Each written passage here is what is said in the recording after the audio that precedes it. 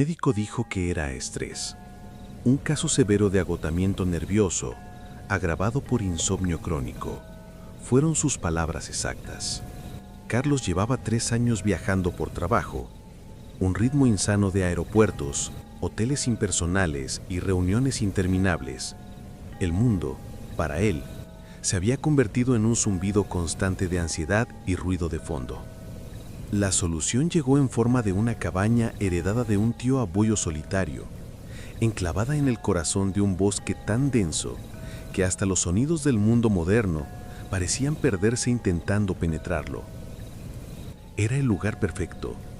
El silencio era la cura. Los primeros días fueron bendecidos.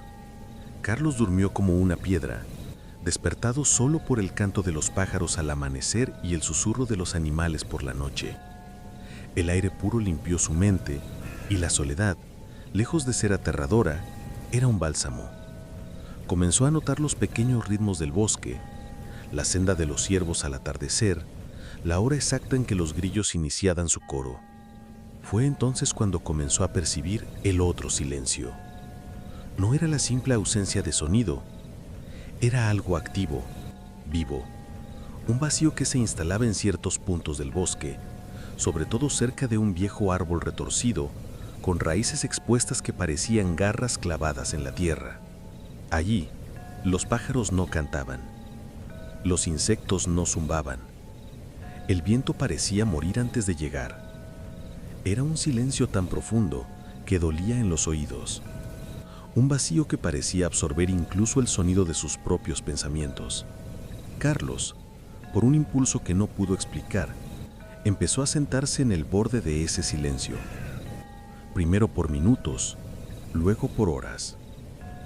Era una sensación extrañamente adictiva. La paz era absoluta, pero también opresiva. Salía de esas sesiones sintiéndose ligero, vacío, pero con una extraña nostalgia, como si hubiera dejado una parte de sí mismo en aquel vacío. Una noche, durante una tormenta que cortó la energía, Carlos lo vio, sentado en el porche, mirando el bosque iluminado por los relámpagos. Un destello rasgó el cielo y por una fracción de segundo lo percibió. En el centro del claro, bajo el árbol retorcido, el silencio tenía forma. Era una figura alta, imposiblemente delgada, hecha de una oscuridad más profunda que la noche a su alrededor. No tenía rostro, ni rasgos definidos, solo una silueta humana que parecía absorber la luz en lugar de reflejarla. Los relámpagos se torcían a su alrededor, como si evitaran tocarla, y donde estaba, no había sonido de la lluvia, ni del viento, ni del trueno. Solo el vacío. Carlos retrocedió dentro de la casa, el corazón desbocado. Era una alucinación. Tenía que serlo. El agotamiento, la soledad. Se encerró, bebiendo whisky hasta caer en un sueño agitado, pero no pudo evitarlo. Al día siguiente, al atardecer, sus pies lo llevaron de nuevo al claro. La figura estaba ahí. Ya no necesitaba relámpagos para ser vista. Simplemente era una mancha de pura nada con forma de hombre, erguida inmóvil bajo el árbol retorcido. El silencio a su alrededor era ahora una barrera física, una burbuja de ausencia. Carlos se detuvo al borde de ese dominio. No sentía miedo. Sentía una atracción irresistible, un llamado. La figura no se movió, no hizo ningún gesto amenazador, simplemente existía, ofreciendo la promesa de un descanso final, de un cese eterno de todo cansancio, de toda ansiedad, de todo el ruido del mundo. ¿Qué quieres?, susurró Carlos. Su voz fue tragada tan por completo que ni él mismo la oyó.